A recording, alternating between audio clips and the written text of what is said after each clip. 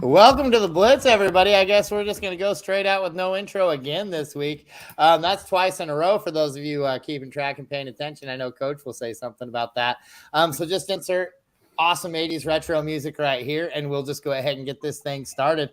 With me on my left, as always, we got my man Justin. How we doing, man? Glad to have you again this week, even though we only got you for an hour. But how are we doing today? I'm doing great. Got a Christmas dinner for my wife's family here in just a short period of time. So I'm all decked out. I've got my T-Rex shirt on. That's kind of hard to see with the green screen, but I'm ready to party. That's awesome. That's what I like to hear. Always ready to party is this guy right here. And on his left, we got my man, Jason. What's happening, Jason? How we doing this morning? Week 14, my man. Week 14 is great. Justin and I were doing some future looking to see what was going on Christmas Day. A couple games on Christmas Day. The Bucks are playing Christmas night. Luckily, I volunteered to stay home with my son while my family goes out to dinner. So I'll actually selfishly get to stay home and watch the Buccaneers that day. So I'm looking forward to football this week. But you always got to be looking ahead. Always got to be looking ahead and planning out your football. That's it. You got to make sure you got at least a line or something, especially in this day and age when we have phones the way we do. You should not have FOMO anymore. And on below me is my man, Jeff. Jeff, how are we doing this morning? I haven't seen you for about 12 hours, my man. I know, buddy, how I've missed you. I'll tell you, week 14, I'm excited. When Santa squeezes his fat white ass down that chimney in 2 weeks, he's going to find the jolliest bunch of a-holes this side of the nut house. There you go. There you go. Mike, I love it. Can I ask you, Mike, did you say below me, Jeff? I thought somebody was going to pick up on that one. Well done, Jason. Well done. Of course, it's going to be Jason every single time, I promise. Every time. And then we got my man, George. George, how we doing this morning? You know, I was waiting my turn to point out that you said below me, Jeff, but can't wait. Jump right in line there. He had to barge in like the Kool-Aid man coming through the wall, knocking down. Oh, yeah. That's awesome. Well, guys, here we are in week 14. Man, it's a do or die for a lot of people I know out there. The lesson to be learned there is to listen to us earlier in the season, and you won't have these kind of issues. We'll get you on track a lot faster. But if you are in one of those winter-in situations, we are here for you. We'll be here for you for the next few weeks, sorting out those fantasy football lineups, getting you guys prepped up and set up and winning some championships. With that, guys, make sure you're following us at toiletsandtitles.com, where we have the best articles, the best industry advice that there is out there. We've got IDP, we've got Dynasty, we've got everything you can think of fantasy-wise. We've got Devy guys, we've got it all. So make sure you're hitting that website up and make sure we are also going to Apple Podcasts, YouTube, Podbean. Give us those 5-star reviews. Give us likes, subscribes, all those fun things. The more subscribers and more likes and stuff like that we get, the more we kind of get noticed out there and the more we kind of hit algorithms and things. You can really help us out. And that helps out your community too, because, you know, there's a lot of guys on this team that are really, really good at this. But you probably want to watch Friday and Saturday nights for those guys. And then the last thing is make sure you guys be joining our Patreon, patreon.com/toilets-and-titles. There's all kinds of tiers. Like I always say, my favorite tier is the $10 tier, just because it gives you free entry into the Frankenstank, which is fun until we hit weeks like this week when you just got eliminated by the playoffs by one. And now you're no longer having as much fun, but I'm going to take that consolation bracket just out of spite. And hopefully I get to face you, Justin. And you didn't look, but I was pointing at you when I said that. I hope I get to face you in that matchup, my man. So with that, we're going to go ahead and get started with the long-winded intros. We're going to talk to our man, Trans-Siberian. Good day, boys. How's things in Poland, man? I hope everything's going okay. He's got standard running back Wilson. He's got running back 2. We're starting Wilson Jr. or James Cook in the flex. He's got Hollywood Brown or Palmer. Thanks, and have a great week 14. George, we ended with you, so we're going to start with you. Who do you got right here? So I'm going to start with the matchups. Jeff Wilson Jr. versus the 32nd ranked Chargers, or Cook against a very good New England run defense. I'm leaning Wilson on that one. Let's go with the worst run defense, Jeff Wilson, and then Hollywood Brown or Palmer. Before this week, I would have said Palmer, but with Keenan Allen and Mike Williams back, yeah, you can bench Palmer. So I would go Hollywood Brown, and I would go with Wilson. I like it. Jeff, what do you got to add to that?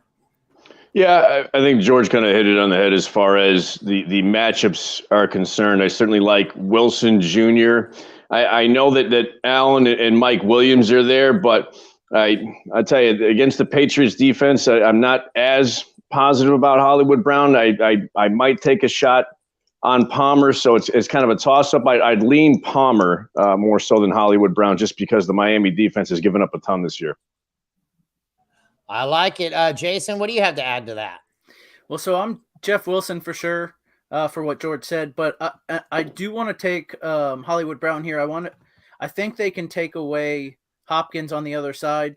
The thing about Hollywood Brown, or the thing about Palmer, is he's a PPR guy. He gets 6 catches and 50 yards. He hasn't been scoring touchdowns.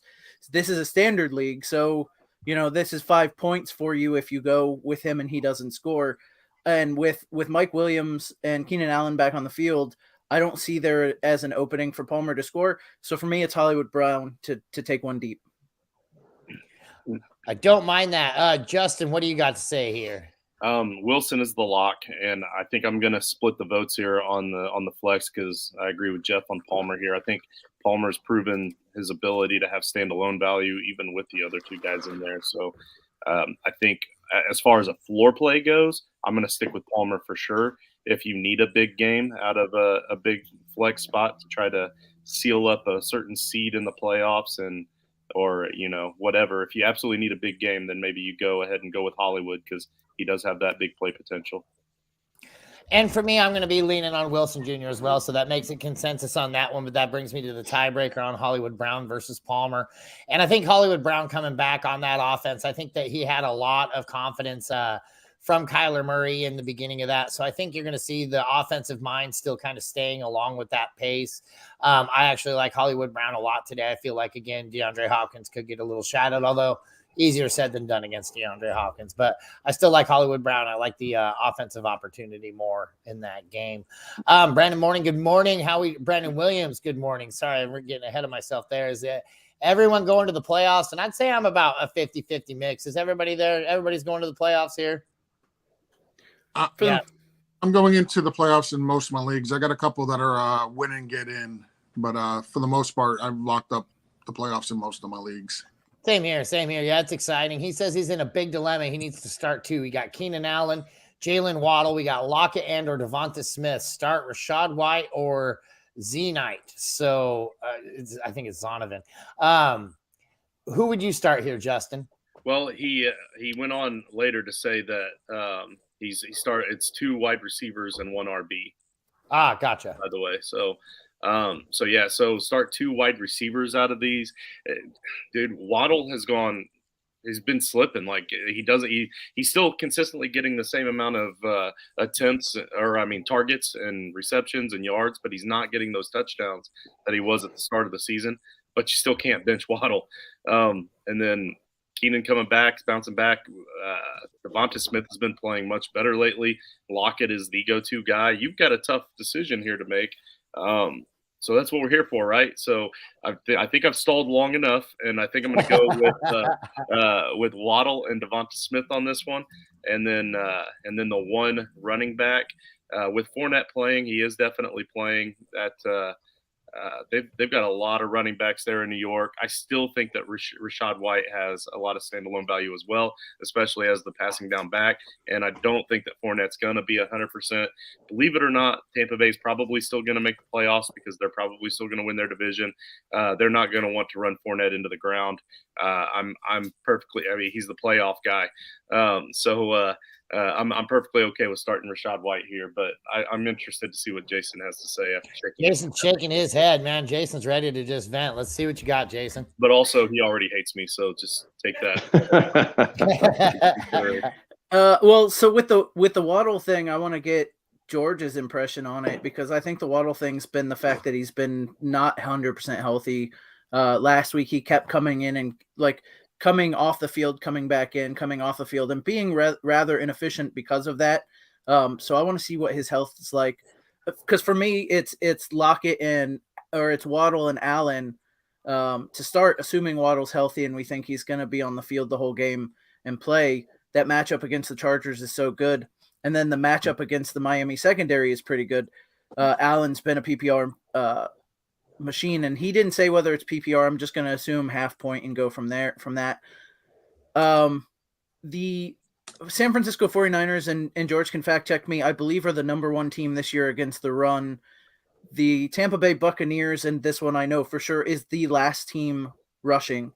You still have Byron Leftwich calling unimaginative play calls. They rush on first down so much. I do not see, full PPR. That even makes it more for me for Keenan Allen. But that just makes it more for me that I'm going to give Zonovan Knight a shot. It's not like the Bills can be run on, but compared to that San Francisco defense, they're the Ravens of old or whatever, like compared to the Bucs rush game. So I would not be playing Rachaad White in this matchup. I don't mind that. George, what do you think here? So while Jason was going on that very long diatribe on everything he said, he did hit the nail on the head. That you start Keenan Allen, you start Jalen Waddle. The over-under on that game is the highest over-under on the slate. They're projected to go over 54 points. It's the highest projected scoring game of the week. The Miami secondary is really, really bad. So far, they've lost their second, third, fourth string cornerbacks for the season. You do have Xavier Howard, but even Xavier Howard has not played as well as he has in the past this year. Miami's secondary is just really bad. So you're firing up Keenan Allen. You're firing up Jalen Waddle, because as bad as the Miami secondary has been, the Chargers is even worse. Their defense has like 6 starters out or something like that this week. It's going to be a really high-scoring game. You're going to get a ton of offense. I think this will be a get-right game for Waddle. So I'm going to go with Keenan Allen and Jalen Waddle. Give me everybody in prime time tonight.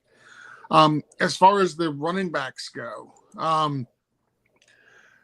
both have rough matchups, but I like Xavier Knight just a little bit more than Rachaad White.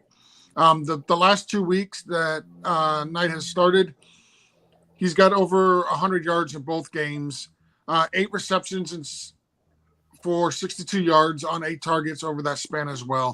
So he's getting play in the passing game. He's getting play in the running game.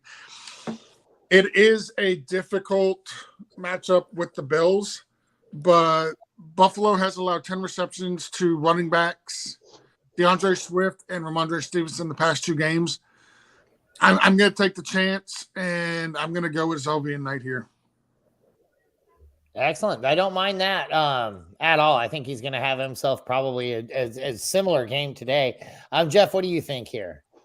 Yeah, I mean, I'll kind of agree with George here. The Miami Chargers game, I'd be all over everybody, especially Waddle and Hill. But I like Waddle too. Derwin James is out. He's by far the best defender on the Chargers. And Keenan Allen is poised to put up a big game against that Miami D that allows everybody to have a huge game. From a running back standpoint, I'm going – sorry, did you say something, George? Yeah, not just Derwin James out, but J.C. Jackson is out, and so is Bosa. So, well, then, like, their whole defense is out. There you go. And from a running back standpoint, yeah, I'm going Zonovan Knight. They both have tough matchups. I like Knight against the Bills better than I like Rachaad White against the Niners. I don't know the forecast in Buffalo, but I have to think they'll be running it a little bit more than they'll be throwing it, just because I'm sure it's pretty freaking cold and windy in Buffalo. And Zonovan Knight over the last 2 weeks has 17 and 20 touches respectively. So I'm heavy on Knight, especially in a DFS standpoint this week. And I like it. I like Allen. I like Waddle. It's going to be tough sitting Lockett and Smith in this situation, but I'm going to have to lean on Allen and Waddle myself for the same reasons, and then Zonovan Knight for me as well on that one. We got our man Dustin Stella checking in. He says Singletary, Homer, or Murray, half PPR. Jeff, you close us out. Why don't you lead us off with this one? I actually, I mean, this may be unpopular, but I kind of like Homer, and we discussed him a little bit last night, especially from a DFS standpoint, because you get some decent value out of him. you're really not too sure what you're getting from a Singletary standpoint in that Buffalo offense, and I can't necessarily trust Murray to do too much because he's really kind of hot and cold. I'd roll with Homer. And I'm actually going to go ahead and chime in, and I'm going to say the same thing. If you watched Dash of DFS last night, I told you I was really high on Travis Homer just because he was the only guy that looked like he was coming back from that injury anytime soon. And it looking like that's going to stand to be reasoned with as far as I don't believe DJ Dallas and I know Kenneth Walker's not playing today. I don't know the status of DJ Dallas at the moment, but I believe the last I looked before we got on the show here was that he was also going to be out today. So, I mean, Homer, give me the Seattle running back. Seattle loves to run the ball. I love playing Seattle running back every single chance I get. Second, there would be Latavius Murray, oddly enough, even though I can see Buffalo being a high running game. Jason, what do you think here? You're going to argue with us, right? You're going to say you're going to start Latavius Murray because you're a Broncos fan. It's not so much that I'm a Broncos fan. I actually am going to start Latavius Murray because there's nobody else there. Homer, I mean, he's a fourth string guy for a reason, and I get it with DFS because he's probably super cheap. So like he's a starting running back on the cheap for DFS, but that doesn't matter in these games. I'm going to say Murray because the Chiefs are going to put up points. I think they're going to have to throw the ball somebody out of the backfield with Sutton not being there. I think that'll be wide open for them. I think I'm going to go Murray here. Singletary, I think Singletary's taking a back seat to Cook, and that's why I wouldn't choose him. Plus the Jets defense is pretty stout. So for me, it's going to be Murray. Russell Wilson can't even make it to the running back this year, right? That's too far of a pass. It's handoff or bust with that guy. George, what do you think right here? Oh, man. I want to throw up. Soy sauce? Is that what happened this morning? What's a nastier taste in my mouth than the soy sauce did in Jason? I'm definitely not starting Devin Singletary. I like Singletary, but we have slowly seen James Cook start to take over that backfield. Last week, Cook had 14 carries for 64 yards and 6 catches for 41 yards, giving him over 100 all-purpose yards, which is something that they really have not had in Buffalo in a long time, which is a running back that can put together 100 total yard game. For all the reasons mentioned, I am not starting Latavius Murray. Murray is not a pass-catching back. He's just not.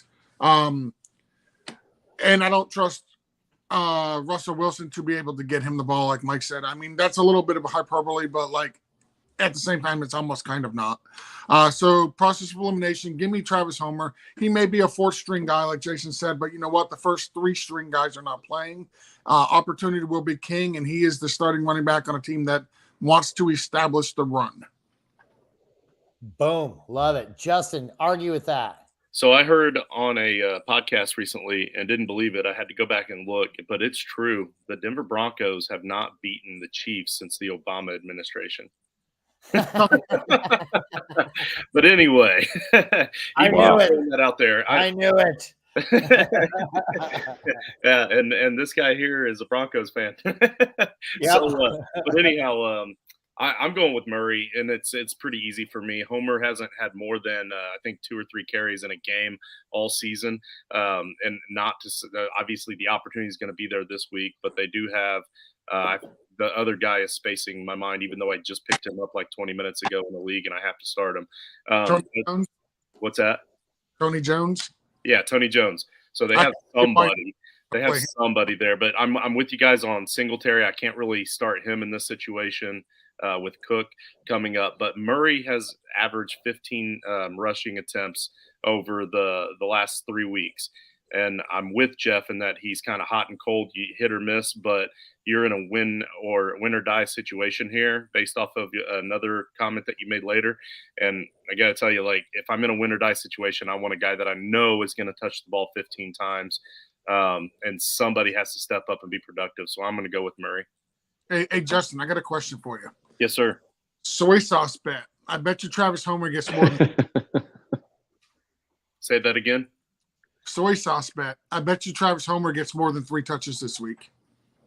I'm not taking that bet, George. He's obviously. I didn't say that to imply that he's only going to get three touches. I said that to imply that we don't really know in this offense with this Smith offense what we're going to be getting ourselves into with that split back situation. Not being able to see a whole lot of him this year. So the question marks.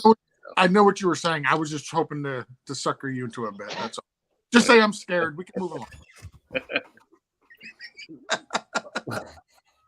All right. Well, we can get enticed into yet another bet, but make sure, Coach reminded me, I was just checking kind of the notes later. Make sure you guys are subbing to this stuff on YouTube here. $2 for every sub until Christmas will be donated to St. Jude's between now and December 25th. Let's hashtag break coach, guys. And then there's a few guys that are hopping up on top of it. If we can make them all go broke before Christmas, that'll really make me laugh. And I think I'll just make a video 30 minutes of me laughing at these guys. What do you got, George?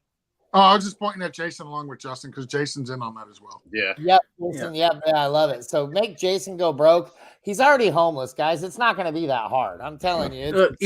Even a guy without a house knows that St. Jude's is a worthy cause and kids need medical care for Christmas. So boom, let's do that. There. Way to make me look like a jerk. Thanks, Jason. I appreciate that. you do a fine job on your own, Mike.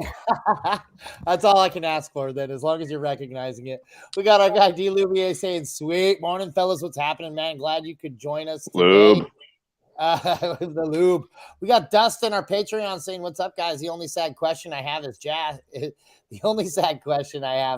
Josh Reynolds, Nick Westbrook, Inkine, or Bobby Trees. Other than that, due to injury and bye weeks, I'm screwed. Best of luck. Everyone's still fighting.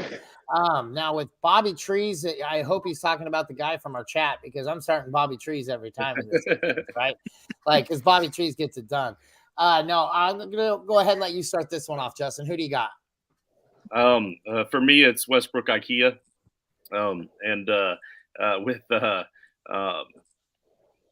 With old boy out, Treylon Burks is out. So they're playing Jacksonville this week. Jacksonville is just bad. And if a well-built piece of IKEA furniture is well-built, it'll last forever. So I'm throwing in Westbrook IKEA. Yes, I like that. George, what do you got to say here? I'm agreeing with Justin here. It's going to be NWI for me, especially with Treylon Burks not being out. I expect Bobby Trees to be okay, but I think NWI is going to be the play there in Tennessee. I don't mind that a bit. I think he'll see the volume uplift right there. What do you think, Jason? I'm assuming PPO or at least half point form of it. I think both Westbrook Akine, I think, and Bobby Trees are good plays, but in a PPR, I'm sticking with Josh Reynolds. I do think he's going to get you a safe floor with some possibility of ceiling. I don't like him in standard, but I do like him in PPR. I don't mind that. And then Jeff, what do you think here? I'm pretty sure Bobby Trees is the name of Mike's weed dealer. That gives him the batch of Gorilla Panic. They're coming, and something called This Is Permanent. But in any case, I'll actually agree with Jason. I hate Josh Reynolds because I had him on my team early. He showed glimpses of doing well and then just kind of flattened out. But Detroit being home against Minnesota can give us some passing yards. I take my chances with Reynolds. I don't mind that either. And I guess I'm going to be the lone wolf here. And I'm going to say I really would have gone with Bobby Trees here to start things out. I feel like Robert Woods is going to get the target share with Treylon Burks being out today. So give me some Robert Woods in that instance right there. But it looks like Josh Reynolds was the winner of that. If you go, I think we're tied 2-2, Reynolds and Akine. And then you didn't split the baby. You went a completely different way. Okay, well, then I'll go with so I'll just eliminate Bobby Trees from that since you guys didn't go with that. And I'll go with Westbrook and Kine for the win right there. Just because Josh Reynolds, I think, is playing about third or fourth fiddle on that offense at this point in time. I mean, even Khalif Raymond's getting some action on that side. DJ Chark's been kind of making an appearance here and there. I mean, that team is stacked with wide receivers that are competent enough to at least catch the ball. So give me the one that isn't. Give me the one that has the lack of options over there. So I really don't mind between the two guys. I'll take either one of the Tennessee two available options versus the fourth option on Detroit. Lori, our executive producer, says, don't forget to click that like button to support T2T. I mean, what else are you doing here, guys? Come on. And then Dustin Sella says, thanks, fellas. At least he can eliminate Singletary from the equation and flip a coin. Yeah, that's not a bad option. I mean, heck, we've gotten this far. I know a lot of you guys, if you're anything like me, you got there on a few coin flips throughout the season, but it's tough. You know, a lot of these are just right there on the edge for a lot of these in and outs right there. So we got start one, quarter PPR. We got Pickens versus Baltimore, DJ Moore at Seattle, or Westbrook Akia versus Jacksonville. George, start us off. I'm leaning towards Pickens versus Baltimore. And the reason why is because Baltimore is a trash pass defense, and George Pickens and Kenny Pickett just have a connection. Like, they've basically phased out Deontay Johnson. Like last week, I think Deontay Johnson put up like 0 points for fantasy. Pickens was complaining about not getting the ball enough. They're going to feed that squeaky little wheel there. So I'm going to go George Pickens here. George Pickens, I don't mind that. Jason, who do you think right here? Do we have any update on, like 2 days ago, Deontay Johnson was questionable. He is playing. He is playing. Yeah, look, I am going to make the questionable decision to play DJ Moore. Last time we saw DJ Moore again with Sam Darnold, he went for over 100 yards. I'm going to give that one more shot here. Baltimore secondary has gotten better since they made trades at the trade deadline, got a solid linebacking core. Pickens had a 0 last week, and I can't try that again this week, especially if Deontay's on the field. Like, if he was on the field, it might change my mind. I'm going to give DJ Moore a shot with Sam Darnold and roll the dice. I don't mind that. I think DJ Moore, you know, he's made some appearances every here and there, and it's been kind of nice to see him showing up. And then, Jeff, what do you think on this one? But first, Jeff looks like he's streaming from right outside the pearly gates today. Like, you know, some people say, is this heaven? And they say, nope, it's North Carolina, right? I think that's the name. Hey, it's always heaven down here, my friend. So, but I actually, I'll with Sam Darnold there, I like DJ Moore. I know it's a tougher matchup. I think everybody's kind of rolling out Westbrook. However, IKEA, I know that's not correct, but that's what we'll roll with. Kind of like in Yoko. But Pickens has a more favorable matchup, but I do like DJ Moore as kind of the guy that Sam Darnold is going to lean on coming back as kind of the go-to. So I'll go with DJ Moore. DJ Moore. And then that leads us to you, Justin. What do you think right here? I mean, I had DJ Moore in my lineup here between the three of them, and I was trying to get confirmation here with this question. So I feel like I got it. Excellent. And so for me right here, I actually would also lean DJ Moore. I do like Pickens versus Baltimore a lot today, but I think DJ Moore has just been shining. And I think I've always been a Darnold guy, and I hope to see him kind of pick things up today and get things done. We got Trevor Lawrence at Tennessee or Huntley at Pittsburgh. Jeff, lead us off. I'm actually I'm pretty high on Huntley this week. I know we talked about him. I mentioned that he's kind of Lamar Jackson light, but I think you might not get a lot through the air as much as you would from Trevor Lawrence, but I think Huntley gives you a good chance to get a good amount on his feet and maybe gets a rushing touchdown in there. So I like Huntley at Pittsburgh. Huntley at Pittsburgh is actually not too bad right there. Jason, what do you think? George and I talked about this during the week, just talking football. I think George is higher on Huntley than I am, and he can pick him. I'm going to go ahead and say Trevor Lawrence. I know he's a little bit banged up, but if they're putting him on the field, I trust that he's going to be good to play. The thing is do we think Huntley is a better quarterback than Lamar Jackson? And George kind of thinks a little bit yes. My gut tells me no, but the thing is Lamar Jackson with these weapons couldn't get it done. I'm not sure why we think Trevor Huntley can, so I'm going to say Trevor Lawrence. And I agree with that. I like Trevor Lawrence myself. The guy's been getting it done all season long in some sort of a capacity. I mean, he hasn't been terrible. He hasn't been anything fantastic out there, but I'm going to go with him as well. George, what do you think? So to clarify what Jason said about us talking about Huntley and Lamar Jackson. What I said is Tennessee would be, or not Tennessee, I'm sorry, Baltimore would be smart to trade Lamar Jackson because A, you're going to get a king's ransom for him. B, he's not going to be worth the $150 to $175 million contract that they're going to have to pay him. I believe Huntley is a better passing quarterback than Lamar Jackson. I think Lamar Jackson is a much better running quarterback than Trevor Huntley. But I think overall for the scheme of what they're trying to do in Baltimore, I think Huntley fits that system a little bit better. He still gives you the wheels. He's still a running quarterback, but he's just got a better passing arm than Lamar Jackson. That's what I said. And if you could trade him and get a Kings, you get 3 first-round picks and take a slight hit at the quarterback with Tyler Huntley, who I think fits their system a lot better, like that's a win. That is an absolute win for the Ravens because you're not paying $150 to $175 million for Tyler Huntley. You're just not.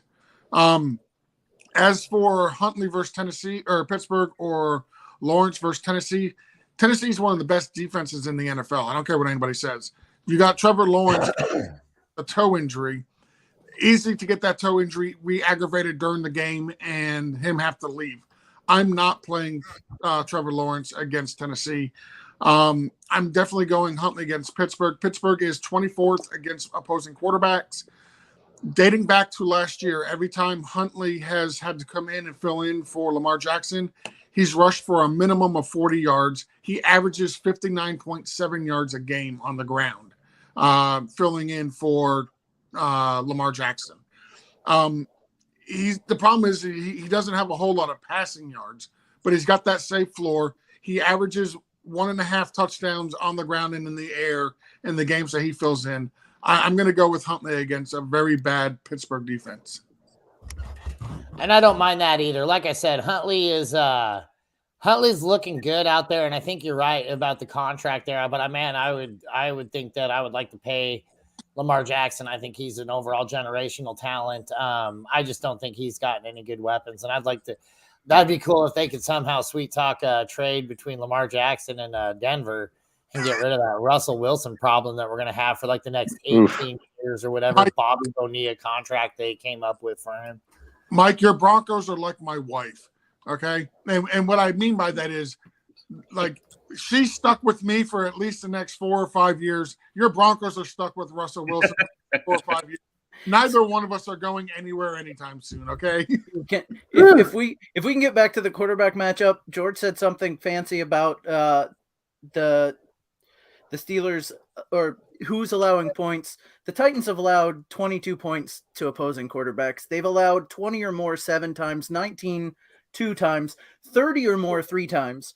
The Titans are good defense. They're not great against the quarterback, and they're not great against the pass. That where they stand up is against the rush. Now, it's fair to say Lawrence is injured and maybe they get after him a bit. That is fair. But saying that they're a good defense against a good defense so you can't pass on them is just wrong statistically. That's all I'm going to say. Trevor Lawrence is a top 12 quarterback. Tyler Huntley we've only seen in spot start this year. That's it. Gotcha. Yeah, no, I don't. Like I said, I mean, it's in Pittsburgh's defense has been coming back pretty steady each week, especially with Watt coming back. Trans-Siberian says, you boys liking Kirk this week? If we're talking about Christian, yes, I like him every week. He's been really good, but I think you might be talking about Cousins. And so I feel like I like him this week. I told you last night on the Dash of DFS, that's the quarterback I'm starting. So you'll have to specify which one of those ones you're talking about there, but I like them both this week quite a bit against Detroit and then opposite there. But we'll go ahead and let you clarify. We got this one here. And Jason, I'm going to go ahead and let you snap this one up here for us. All right, full PPR. I'm in desperate need of a wide receiver. Choose one. DJ Chark, Woods, McKenzie, Parker, Corey Davis, Aguilar, Marshall, or Robinson. Guys, we're going to start down there with Jeff. We got to take one of these guys. It's kind of a gross list. Tell me who tell me who's the most beautiful in this batch of ugly.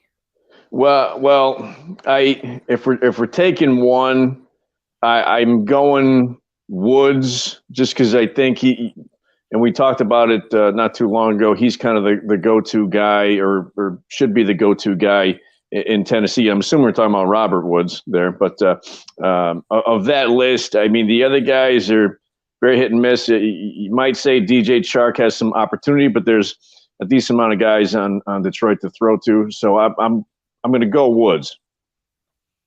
Justin, you agree with Jeff there on Woods, or are you going a different way? No, I would have said McKenzie before Burks being out. I think it's just going to be too much volume to Woods, on top of the fact that, like Jeff said, Woods is just the most consistent of this heap. So I'm gonna agree with Jeff. George? I'm going to go DJ Chark here. Minnesota is 30th against opposing wide receivers. The over-under on this game is projected to be 53 points, and that is according to Caesar Sportsbook. Chark is coming off the last two games. Chark has had really solid performances. He scored a touchdown week 12 against Buffalo, and then followed that up with 5 catches for 98 yards on 6 targets against the Jaguars. The Vikings are number 3 in fantasy points allowed to opposing wide receivers. It's going to be a high-scoring game. I expect DJ Chark to have an opportunity to eat here again. So I'm going to go DJ Chark, and I'm not even thinking about it. That's an easy one for me. So, Minnie Jordan, you're going to have to stick around until Mike gets back, because I'm going to split this here. I'm also going to say DJ Chark.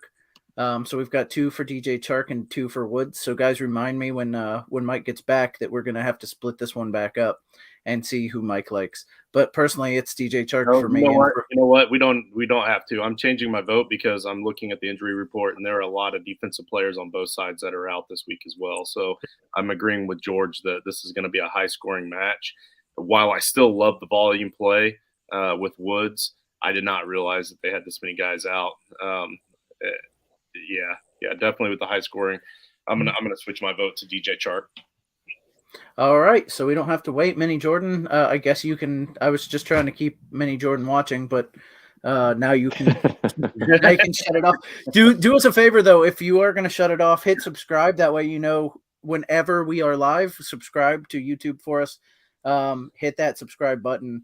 $2 from Toilets to Title goes to St. Jude's Foundation for every new subscriber from now to Christmas, and I'm matching that $2. And I think there were some other people maybe doing something like that too, but I know for sure it's going to be $4. And I think Joe Clark, so that would be $6. And then Rich is. Oh wait, Rich is the one I was thinking. Yeah, so there's $6. I know that. $6 for every new subscription goes to St. Jude. So make us broke for Christmas. Give those kids some hope. Do all the cool stuff that you guys do. Bobby says, good morning to everybody. It's good to see you, Bobby. We were talking about you before you jumped on. So he also reminds us that he has the worst take in human history, saying ham is better than bacon. That is absolutely the worst take in the history of any takes. You know, there have been some weird comments by Kanye this week, so I'm going to take back worst takes in human history No. for at least that. But second worst at minimum. Now it's even worse than what Kanye was saying, and Kanye was saying some really bad stuff. But no, ham is not better than bacon. I'm sorry. Yeah, I'm a ham guy. I love ham. It's my favorite holiday entree, if you will. But it's no comparison to bacon. Come on, Bobby. All right, so Brandon, and I think he asked this above. I think we might have missed it. So his running back 2 in a full PPR. So he needs running back 2 in a flex, so he needs 2 of these guys. Fournette, Knight, Pirine, or James Cook. I'm going to start with you, George. 2 of these fun running backs to start this week. So I already said why I would start Zovian Knight, right? Like the last 2 games, heavily involved in the run game, heavily involved in the passing game, especially being at a PPR league, over 100 rushing yards in each game. I'm going to go with Knight there for sure. And I'm leaning on James Cook. He's slowly taken over the starting lineup there in Buffalo as the starting running back. Last week had over 100 combined total yards for the first time, and that I can remember for a Buffalo's running back having 100 combined rushing and receiving yards. It should be a good game. It's a division game for the Bills, but I expect them to come out and handle business against the Jets. So I'm going to go with James Cook, and I'm going to go with Zovian Knight. And if Joe Mixon wasn't playing, I would go Pirine, but I'm not starting Pirine knowing that Joe Mixon is playing. And Fournette coming off an injury, it looks like they do want to get their rookie a little bit more involved in that passing game. So I'm fading both Fournette and Pirine. Jeff, agree or disagree? Yeah, I'll agree with that. Like I said earlier, I'm very high on Zonovan Knight this week.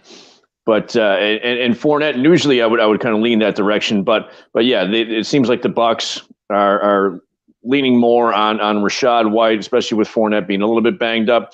And to George's point, Pirine would be the guy if it wasn't for Joe Mixon. So I like James Cook and Zonovan Knight. And Justin? 3 for 3. 3 for 3. Yeah, no, I'll make it 4 for 4. Look, I'd love it if Fournette was okay. And there to Justin's point earlier about White and Fournette, there is some room there because that offensive line for Tampa Bay is bad. They're going to get some dump offs, those Tampa Bay receivers. But if it's between Zonovan Knight, Cook, and Fournette, I actually have those guys like back to back in my rankings this week. And I have it Cook, Knight, Fournette. So and Pirine only takes a dip because Mixon's back. So that's 4 for 4 for us. And Minnie Jordan has another question for us. So it's very similar. It's Bam Knight, which is Zonovan's nickname, Pirine or Travis Homer. And we're going to start with Justin on this one. Full PPR for a flex. Man. So Pirine has some standalone value, but it's kind of a very low floor with Mixon in there. There's always that opportunity that he's going to get a 2-point game for you. I'm gonna go, since it's full PPR, I'm gonna go with Knight just because I feel like they're gonna be playing from behind. You're gonna see a lot of passing. You're gonna see some dump off passes. I don't think that Mike White is the great white knight that's gonna come in and save the day necessarily, but I also don't think he's the worst quarterback on that roster for sure. But I do believe that he's just bad enough. He's going to have to jump off the ball a lot. I'm gonna go with Knight. All right, and then Jeff, I assume you're going Homer. Well, no, not so much, my friend. I like I said, I'm very high on Mr. Knight this week, especially like I said before, 17 and 20 touches respectively the last couple of weeks. 8 receptions is part of that, so I think Knight is your guy, and to me, it's not really close. It might be a little bit close if Mixon wasn't there, but to me, it's not close. I'd go with Knight. All right, George, I'm assuming based off previous discussions, you're going with Knight. That would be correct. Give me back Zonovan Knight. All right, that's 4 of us. Mike, out of this group here, Pirine, Bam Knight, or Homer, which one are you going with?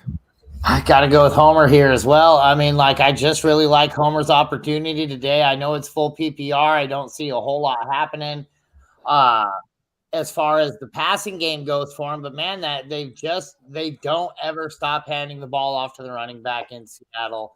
The opportunity is going to be there. Opportunity's king for me. Give me Homer right here, but I guess I'm the odd man out here. All right. Anytime we can get Lori's beautiful face on this screen, we're going to do it. Her team in Frankenstank dropped her dreams. So she's her team's just Frankenstein, which means her team stank. That's okay. You can coach Justin's team from now on. My team freaking rocked, Lori K. There was a gosh damn time where I had Justin Jefferson and Cooper Kupp, Lori, and I still managed to frank that up. I just got franked week after week. It was terrible. I kept getting matchups against some of these guys that had massive games. Oh, I was very upset. So well, I'm with you, Lori. You've Franken-effed yourself because you stole Kupp from me early in the season. That's the only reason you even had Kupp. And I was out for revenge from that point forward because you ruined my Franken hopes from that point on. And so I knew I wanted to get that revenge and my victory over you this past week was what kept you out of the playoffs. So you are welcome. That's a Franken tragedy, my man. Franken tragedy.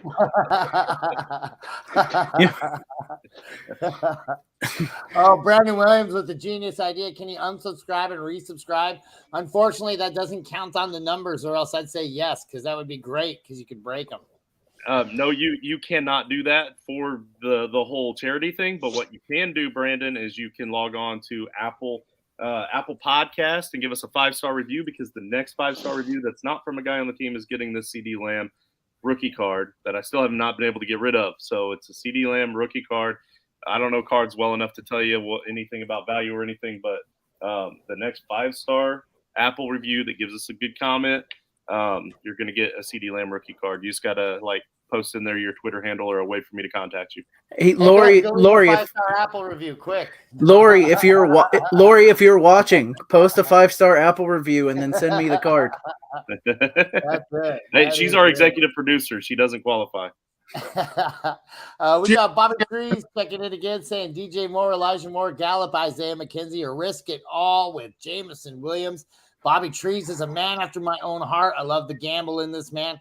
Half PPR, please, and thank you. #ham forever. Bobby Trees, man, I had a good vibe going with you, and I don't ever read anything ahead of time, but you just trapped me into saying #ham forever, and now I'm very, very mad at you. Very mad at you. Justin, go ahead and lead us off on this one. What do you got? I'm going Gallup, and it's not even really that close for me, just because I'm in so many stressful situations with so many of those other options that I really wish I had Gallup against Houston this week. I get that not many teams get a lot of passing yards on Houston because the running game is so effective and they're usually playing from ahead. But Dallas typically is not a team that really cares. If they can throw the football, at least for the first 3 quarters, they're going to throw the football. I know they're run heavy, they're run first and all that, but they find their spots. They're not going to be afraid to throw the football even with a lead on occasion, especially when you have your in-state I don't want to call them rivals because it's not that big of a rivalry, but it is an in-state opponent. So you want to try to steal as many fans as you can. So I'm going with Gallup. I don't mind that. Jason, what do you think right here? It sounds like, I guess I'm planting my flag on DJ Moore week because I'm going to go with DJ Moore here. Gallup has been good the last couple. Well, I guess maybe not last week. Gallup's been good here as of late. The problem I have with that matchup is if you go look, wide receivers and quarterbacks are not playing well against the Texans because they don't have to. We talked about this. I talked about this with George last week when we were talking about Tua. You don't have to pass against this team, against the Texans, because they're giving up points on offense. When they're on offense, they're giving up points because the defense, like the Cowboys, are going to strip sack for a score, punt return for a score, whatever. So I'm not super big on wide receivers for Dallas this week just because they're not going to have to put up a lot of points, and it's going to be a lot of rushing. So for me, it's going to be DJ Moore, and I see Justin raising his finger. Yeah, so that was kind of the same situation against the Colts last week when the defense was stripping the ball, the defense was getting scores, the running game was getting scores, and Gallup still got 2 touchdowns against us. And Stingley is out this week, by the way, for the Texans. That was something that popped up on our Twitter handle at Toylist of Titles a little bit ago. Justin, I get what you're saying, but the Texans are just so bad. Like, they're giving up 8 points, I think, on average or something like that, and George can back me up here to the quarterback position. Right. I agree. So, yeah, the last week it wasn't Tua, it was Deshaun Watson. That's right. And it was week before. But yeah, I'm not starting any wide receiver in Houston. It's not because Houston is like a lockdown defense. They're actually, they're listed as 4th against opposing wide receivers. Even my dog's agreeing with me. But it's just they don't have to. You don't have to pass to beat this team. And I understand what Justin was saying. Last week Dallas ran it up against the Colts, which is absolutely true. But here's the problem. Like the Colts on offense can actually put up some points too and kind of keep it, within, 2 or 3 touchdowns, where Miami was up 30-0 against this team at halftime. Like there's a good chance every starter on Dallas gets benched after the half. That's just an absolute outcome that can happen because you don't have to worry about that offense in Houston putting up points. They're not. They're that bad. I'm going to go with DJ Moore on this. It's not because I don't like Gallup. It's just that I can't trust him because I don't think he's going to play the whole game. I think he's going to be on the sideline for at least a quarter and a half. That makes sense to me. Jeff, what do you think here? Well, I think we're all in agreement that it kind of comes down to Gallup or DJ Moore. Now, obviously, if you have Pollard or Zeke, that's a big deal, and they're going to feast today, no question. However, I also think that Dak is going to get his yardage. To me, there's no way they're going to have kind of Dak sit on the sidelines and only have 150 yards passing. So somebody's going to be catching something. So I think Gallup kind of gives you a little bit more of that kind of opportunity where maybe he has like 4 catches for 90 yards and a touchdown. DJ Moore is a tough matchup against Seattle. Even though I do like him, I'm edging towards Gallup. So it's close, but I'm going to go Gallup. Okay, so that brings up another tiebreaker to this guy right here, which sucks because I really, really, really wanted to say Isaiah McKenzie right here because you go with the guy who Josh Allen is throwing to. To me, this math is simple. You go with the guy Josh Allen is throwing to every single time. But if I have to go between DJ Moore and Gallup in this situation, I am going to go ahead and lean towards Gallup. I'd rather have the guy who has Dak throwing him the football as opposed to the guy who has Sam Darnold, who really, gosh, I wish he would just be good. It's kind of like wishing I could eat ribs, though. I wish I could do it, just ain't going to happen. It's the texture. Call me crazy. But it's the same thing with Sam Darnold. I want him to be good. It's kind of like Baker Mayfield. I want him to be good. I don't think that they'll ever be that great in the NFL, unfortunately. And then he follows that up with none of these guys over Godwin. Does anybody want Godwin? Yeah, it's Godwin, right? All day, right? Everybody? Yep. Okay.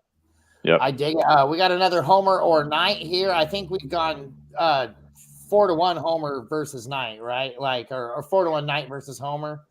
You guys are all on the Knight train. I'm on the Homer train. Yeah. Gotcha. Then what about Homer or James Cook? No, that one is interesting. That one. Jeff, why don't you start this one off? So I actually like Homer more so just because of the Josh Allen factor. Cook has separated himself as the running back in Buffalo, but Josh Allen takes a lot of opportunities, especially in the red zone. Homer, I think, will have some decent opportunity there in Seattle, so I'm going to go Homer. I don't mind that. Jason, what do you think right here? Oh man. So I don't want to say Homer. The real issue is James Cook has a real high ceiling. The problem is we don't know 100%. James Cook 3 weeks ago had a good game. 2 weeks ago they gave it back to Singletary. Last week it was James Cook.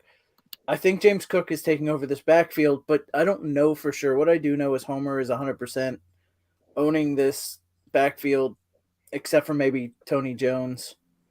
I'm gonna say Homer on this one. I like that. I like Homer. I like Homer in this situation as well. I do like James Cook a lot today, but I think again, give me the Seattle running back. Justin, what do you think? I kind of think that we're underselling Tony Jones here. I really do think he's going to have more of an opportunity than people are leaning or leading to believe. And yeah, James Cook has been a little inconsistent, but obviously, Josh Allen factor, like Mike mentioned earlier, and that offense, plus they're playing the Jets, right? Is that right? Correct. Yeah. So probably going to be playing with the lead, probably going to be running more. I'm going to go with Cook here, and it's kind of easy for me, but it is an interesting thought process here for sure. They lost to the Jets last time. You do know that, right? Yeah. Okay. Just throwing that out there. I mean, the Jets beat the Bills last time they. No, the Jets are good. The Jets are good this year. I get that, but I don't think they can do it twice. Gotcha. Yeah.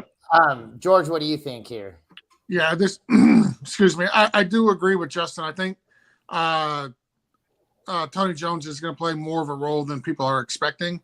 And I am going to go with James Cook. I am high on James Cook this week. So it looks like it's 3-2 James Cook versus Travis Homer. Jessica Reed checking in. I'm trying to. There we go. Boswell or Prater? We'll go ahead and let you lead this one off, Jason. I think pretty sure these guys are kickers, right? Yeah, they're kickers. I don't know much about either one. I know Boswell's just coming back from injury. The Ravens are only allowing 7 points on average against kickers. Prater, although the Patriots are only allowing 6.67, I guess it's a kicker, so it doesn't really matter. But I'm going to say Prater because he's not just coming off injury. I like that. What do you say, Justin? Prater, they're playing at home. He's got that Arizona offense. They're playing they have a roof, so that's going to help. And then Boswell is outdoors, and coming off the injury. So also playing against New England with Prater going up against New England. I feel like that's a defense that can at times tighten it up. You might see a lot of field goal opportunities more so rather than being able to punch it in and just getting extra points. So for me, it's definitely Prater. I like that. Jeff, what do you say right here? But yeah, I like Justin's point. Prater has a roof. Boswell, I'm pretty sure, is on bumfights.com with Jason. So we're going to go with Prater. He actually stole. I'm typing it in right now. Yeah, he stole Jason's lunch yesterday, and that's actually why Jason isn't kicking today for the team. George, what do you think? We had to go with everybody else because just in case she was facing you, we wanted to make sure she got the good advice first. I told the Prater, she didn't listen. So that website is available. I think the people that own it are in Europe because they are selling that site name for 3,840 euros. Oh, hey, which is like steal. America. Yeah, that's like $5. Lori says, haha, Justin doesn't let me win stuff because he hates happiness, I guess. Oof.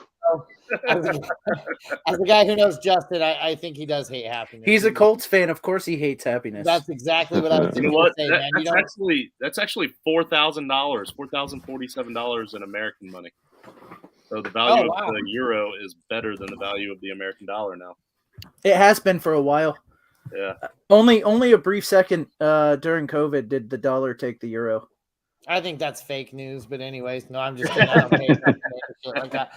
Chris's video says Etienne, P. Ryan, Knight, or Homer in the flex half PPR. Jason, lead us off. Oh man, I haven't had a chance to look up stats on Etienne. Playing. Yeah, I know he's playing. It comes down to Etienne and Knight for me. The Titans' defense is very good against the rush, which George pointed out earlier. I'm still going to go with Etienne. I think he's got the most talent of this group. I like that. I actually agree with that. George, what do you got to say right here? Yeah, for me, it's Etienne. It's not really close. He would have came back in the game last week if it was an important game for the Jaguars. I'm not overly concerned about his injury. Start up Etienne. He's the starter here. I dig it. I like that. Justin, what do you got? Yeah, I think Etienne has the best floor here as well. So I'm going to go with Etienne, Chris. I dig it. Jeff, you got an argument? Well, I'm bucking the trend. Like I said before, I'm very high on Zonovan Knight this week. I think Etienne, that Tennessee has a tougher rush defense, and I just don't think he's going to have some of the weeks that he's had in the past. So I'm going to go Zonovan Knight. And Danico Autry is out as well. But I know that Tennessee still has a much tougher run defense than any of these other guys, even without Autry. But I was just throwing that out there.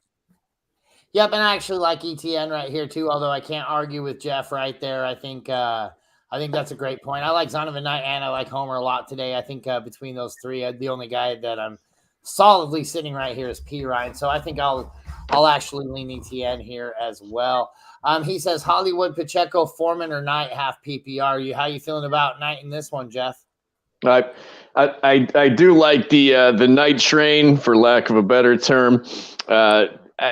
Pacheco's an interesting kind of interesting pick, but if they weren't going up against Denver, I'd say I'd lean Pacheco, but I'm going to go with Knight. I like it. Justin, what do you think? It's Foreman, and it's not even close. And I've been saying it for several weeks now. He's getting the ball. He's getting all kinds of opportunities. This week, he's facing the 30th ranked run defense in Seattle. They have no reason to throw the football, and that's why they only completed 11 passes last week.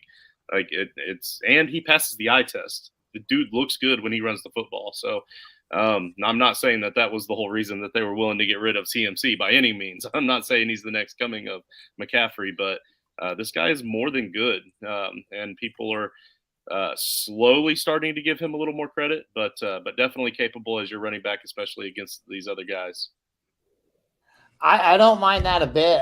George, what do you think here? I'm a big Foreman guy this week. The matchup is very enticing. I expect Foreman to just have a heck of a workload. I'm agreeing with everything Justin said. And soy sauce will make you a Foreman guy. You know, I don't know about that. It's funny because I was leaning Pacheco here, but then the soy sauce in me said Foreman. So I'm 100% with you right there. I'm leaning Foreman here as well. Jason, you got an argument for that? Oh, man. I really want to say Hollywood Brown. I'm going to say Hollywood Brown. Look, Foreman, the reason I don't like Foreman is he doesn't catch the ball. No, he doesn't have to against Seattle. They're a bad rush defense. Justin alluded to that. But I still want to say Hollywood Brown. I just think he's going to have a good game. He has a shot at some long passes and some touchdowns in this game. So I'm going to say Hollywood Brown. Hollywood Brown. Okay, you got to be different. We all want to go with a running back here, and you've just got to be different. But we still win anyways. It's Foreman by majority right there. I mean, look, I'm starting Foreman this week, and my money league gets a win to get in. I have to start him, so he's playing for me. It's not like I think he's a bad play. Of the two, I think the ceiling here is higher for Marquise. I don't mind that. Like I said, I mean, it's not bad, but I feel like tie goes to the runner as it always does. Throwing in the same situation, Pickens and P. Ryan. Sorry, Hollywood or Knight. For me, it's going to be Hollywood Brown. I'm going to stay consistent. Staying consistent. Justin, what do you got here? Oh man, I want to say Hollywood too. I do agree with Jason on so much of what he's trying to say with Hollywood, but man, I love running backs. I always try my best to reach for a running back if I can. This is close enough to a tie that I'm going to say the tie goes to the running back, and I'm gonna go with Knight here. I don't mind that. Jeff, are you agreeing with that, Mr. Knight? Yeah, I mean, I tell you, I have essentially, and I never thought I would say this about a New York Jet, but I am pushing all my chips in on the Jets running back, Zonovan Knight. I'll dig it. George, argue with that. I would like to argue with that. Therefore, I will argue with that. No, I'm kidding. I listen. I like Hollywood Brown this week. I really do like Zovian Knight as well. I think both are going to have good games. It's really, really, really close. I'm going to go tie going to the running back, so I'm going to go with Zovian Knight. I wish we had the credits to play Guns N' Roses Night Train, because I would just blast Night Train right now. So we're ready to crash and burn, baby. You are allowed to sing it if you'd like. You just can't play it. So I say go for it. The three listeners we've got, I don't want to scare off with that there, Justin. We got to keep them as we got them. Quick thing here. One, I love how we aren't consistent with how we say Zovian Knight. It changes every time we say his name, and we've said his name 20 times. I like it. Just a quick update from Sleeper. This one is in the no crap category. Lamar Jackson status is moved to out. Like, I'm waiting. I'm looking at my phone for updates, and that's the one that comes across. I pronounce his name perfectly correct every time because I just say Knight. Yeah.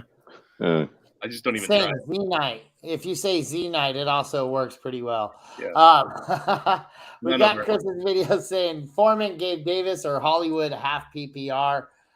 Jeff, lead us off here. Who you starting? That's an interesting one, especially with the half PPR thrown in there. However, I might say Hollywood because of that, but because they're playing a tough New England defense, I'm going to have to say Foreman. And to me, it's fairly obvious with Foreman. I like that. Jason, what do you think here? I'm staying consistent with Marquise. Marquise going with it. What do you say, Justin? Even if it were full PPR, I'm still going Foreman. Full PPR. Okay, I like it. What do you say, George? Gabe Davis. No, I'm just kidding. I'm going Foreman. It's Devonta Foreman for me. And it's Foreman for me as well, although I really like Gabe Davis a lot today too. And it is just for future reference and record, it is Zonovan. It's pronounced Zonovan. But he does sometimes go by Nyoko night, just so we're all aware. So and Nyoko Bam. We have a lot of those Nyokos in this league, don't we? And the Nyoko night. Bobby Tree says he has to start Dameon Pierce, don't I? His other option is Kareem Hunt or waiver guys like Dontrell Hilliard, J-Rob, Gainwell, Scott, Brightwell. Yikes. George, what do you think? What are you doing here? I'm starting Dameon Pierce, and I don't feel very good about it at all. Like, I don't feel great about it at all. If I could bench him for somebody I had more trust in, I absolutely would. But, man, I don't trust Kareem Hunt. I don't trust Hilliard. J-Rob is actually going to be a healthy scratch again. Gainwell, Scott, I don't trust. Brightwell. They already said that Saquon Barkley is active. So Brightwell's like now down to like the number 3 or 4 running back. Like, it's just Pierce is going to get the opportunity. He is the starter. They're going to run with him, but it's not going to be very pretty. But he's going to get you the most points out of everybody you have listed here. So I'm going to actually argue with that. I'm going to say because I heard a guy talking on Tuesday about how he thinks that this Kareem Hunt guy might be a turtle head getting ready to poke out because you've got a guy in Deshaun Watson that hasn't really showed much in this Cleveland team. Might just have to be cashing in their chips. So they might want to be taking a little bit of tread off the old Chubb tires right there. And I think if you don't see Deshaun Watson be able to activate anything within about the second or third series on offense over there, that might be enough time right there for them to say, okay, it's time to let's rest the caddy for the year, boys. Let's put it up. Let's go ahead and get the Hunt wagon out there because we can actually wear this thing down until the end of the season when we can make some changes. I think Deshaun Watson is probably going to be okay. I just don't think he's probably going to be okay this year. So I really like Kareem Hunt in this instance. And to the guy who said he was a turtle head poking out, I'll pass it over to you. What do you think, Justin? Yeah, I do think that as the season goes, Hunt's going to get more and more involved for that reason, and they're going to be ready to either let him go or give him a big contract because he is going to be an unrestricted free agent. I don't see Hunt wanting to stay there and being unrestricted. He's going to be allowed to go wherever. He's not going to want to stay behind Chubb. So if he is given an opportunity, he is going to bust out. And that I don't. But also, even if he doesn't get a huge workload this week, in PPR, he's averaging like 9 points a game. Non-PPR, it's closer to like 7.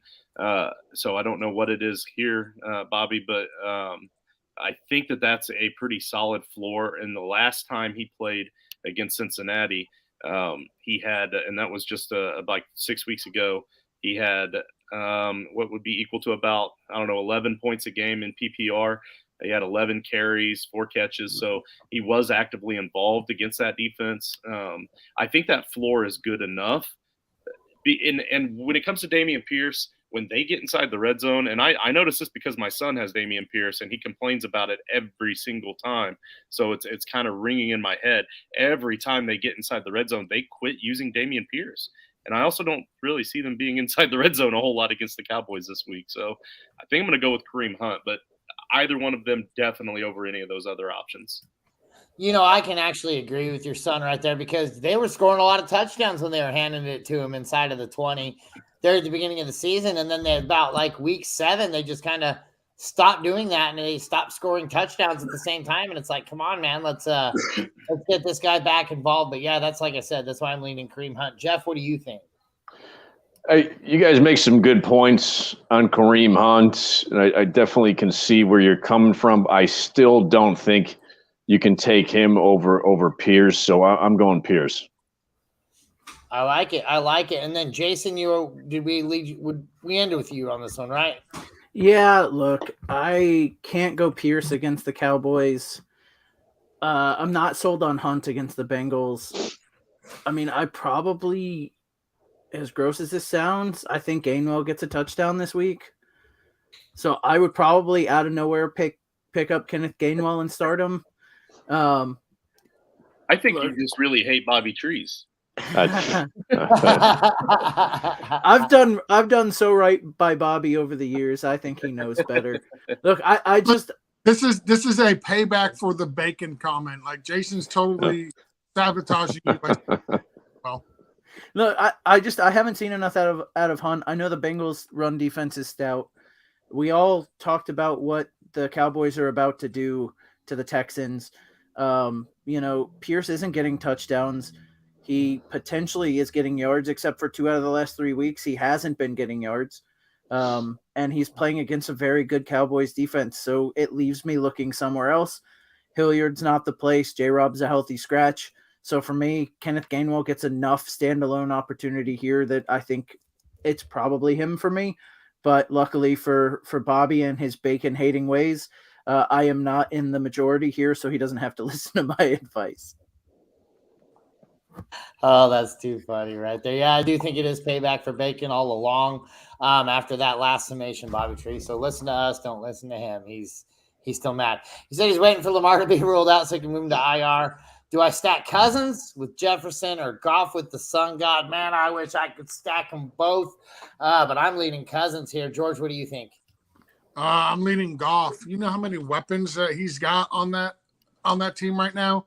Like, their defense is really bad, so they're going to have to throw the ball to keep up. You got the Sun God. You've got DJ Chark. You've got Jamison Williams. You got DeAndre Swift coming out the backfield. Like, I'm absolutely going with Jared Goff here. Jason's got your finger up. What do you got, buddy? I do. I love when George makes my points for me for the other side. You know, he says he's playing Goff because his defense is bad and he has to score points to keep up. Well, you know who's throwing against that defense? It's Cousins. Give me Cousins. Yeah, give me Cousins. I love it. That's what I want to say. Minnesota's defense is also really bad. It's a good game. Like, I love this game. This is this honestly, like, you've got two very, very good options. Yeah, no, like I said, I wish it was I trust Goff more than I trust Kirk Cousins, which is sad. Which is sad to have to say that, but I trust Goff more than I trust Kirk Cousins. If it was prime time, I'd agree with you. Justin, what do you think? I've never trusted Goff a day in my life, and I'm not going to start now. So I'm gonna roll with Kirk Cousins. And yeah, Goff has all those weapons, but what's the point of owning a weapon if you don't know how to use it? And then also you've got Justin Jefferson, T.J. Hawkinson. He's Adam Thielen. He's got his own weapon. Dalvin Cook. Like man for man, I would still take the weapons that Cousins have almost across the board all the way. So, and I know what you're Googling there, George, and just so you know, they're both ranked really close to each other. So you have no idea what neither one of them really know how to use their weapons properly. He's Googling dogs. What do you got there, Jeff? I'm Googling Kareem Hunt. Like I said, you got no idea what I'm Googling. I was going to guess that George was Googling soy sauce foreplay, but that's just what my opinion anyways. So, but as far as this. Don't need to Google. Come on. I already, that's all up here already. I don't need Google. George wrote that book. Yeah. Touche, my man. Touche. So as far as this is concerned, there's a reason that Justin Jefferson is the most expensive on FanDuel this week, because I think that Jefferson and Cousins against the meager Detroit defense indoors is going to have a field day. So I like Cousins and Jefferson. I like it. I like it. Cousins for sure for me as well. Dustin shouting us out. He said he wanted to thank us, gents, for another great season. Since week 6, we helped him take 2 teams that were in the toilet, made him title worthy. That's right. See what he did there? Yes. See what we did there, man. That's what we do. That's what we love, taking your team from the toilet straight to the titles. The rest of it's up to you. Get you there. We'll get you there.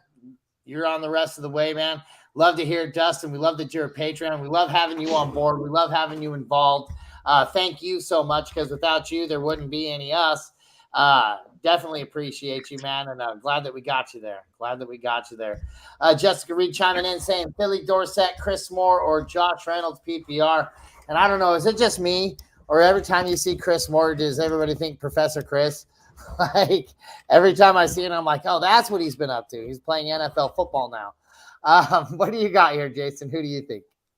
I'm going with the guy not on the Texans. So it's Josh Reynolds for me. Josh Reynolds for you. I actually don't have an argument for that. Justin, what do you got right here? Like most weeks, I think I would probably lean Chris Moore, just because there's so many weapons there for Detroit. But just like we've been saying, it's going to be a high-flying game. You want any piece of that game that you can get if it's going to be close. So close in your decision-making, I should say. So I'm going to go with Reynolds. Jeff, what do you think? Yeah, I'll agree with Reynolds there with the points that the other guys made for sure.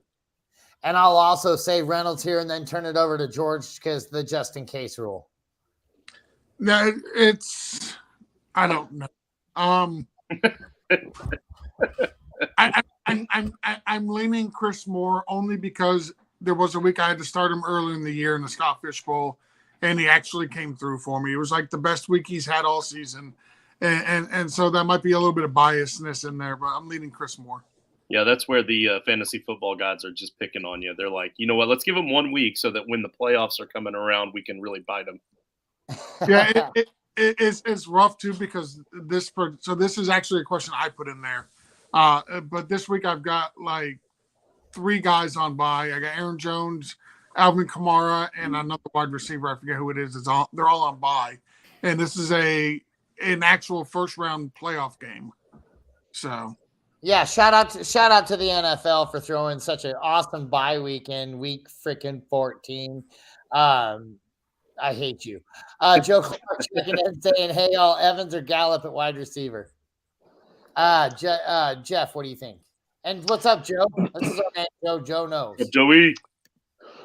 This is an interesting one. We made an argument for Gallup, but like we said, I think Pollard and Zeke are going to have a field day. Not that I don't think Gallup gets some opportunity. The Evans thing is bizarre to me. Godwin has separated himself, and Brady doesn't necessarily seem to be looking Evans' way. But I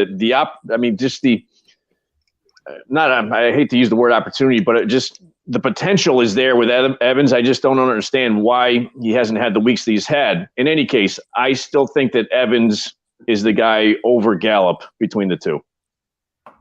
I like it. You know, I think Evans has himself a week this week. I think because he does these things, right? And then he comes back with these insane numbers that we remember he's a wide receiver 1. Jason, what do you think here? It's odd. Tampa's using Evans all wrong. From a fan's point of view, they're using him like he's Scotty Miller and fast and throwing him deep routes. What he's best at is contested catches over the top in the intermediate area. So like they're using him wrong, and that's why. And then Tom Brady's missing him because they're throwing him passes they throw to Scotty Miller, who's much faster than Mike Evans, and he's just overthrowing them. I'm still gonna say Evans because I think Gallup. What we talked about with Gallup earlier, he could totally just only play a quarter and a half, 2 quarters, and not catch any passes. But man, I hate watching the way they're using Evans this year. Yeah, no, it does hurt. Like I said, I just feel like this is going to be a get right game between him and Brady. Justin, what do you think? As a noted Brady hater, I'm looking forward to this game so much. I feel like this is not the type of game where the 49ers. Let's see. How do I want to word this? I don't feel like this is the type of the game where Tampa's defense is going to be able to keep Brady in it until the end. it's going to be a very one-dimensional game pretty early. The Niners are going to be able to pin their ears back and go after it. And Evans should be the obvious pick here, but I just don't think it is. I'm gonna be happy to see Brady get sacked like 5 times, and I'm going with Gallup. I can't argue with that. George, what do you think here? So I'm going Gallup, even though I made the case against him not playing the entire game earlier. And the reason why is Mike Evans has just been atrocious. And there's really no other way to put that. He hasn't scored a touchdown since week 4. We're going into week 13. He's been held under 60 yards receiving in 4 games in a row. He had 4 targets in week 13 against New Orleans, 4 catches for 59 yards. He scored 9 PPR points or less in 3 of his past 4 games. San Francisco 49ers have allowed just 2 touchdowns to receivers in their past 3 games against Arizona, New Orleans, and Miami. Like, you can throw on the 49ers, but it's the slot guys that do a lot of the damage against San Francisco. It's not the outside wide receivers. I'm not trusting Mike Evans. I'm going Gallup over Mike Evans.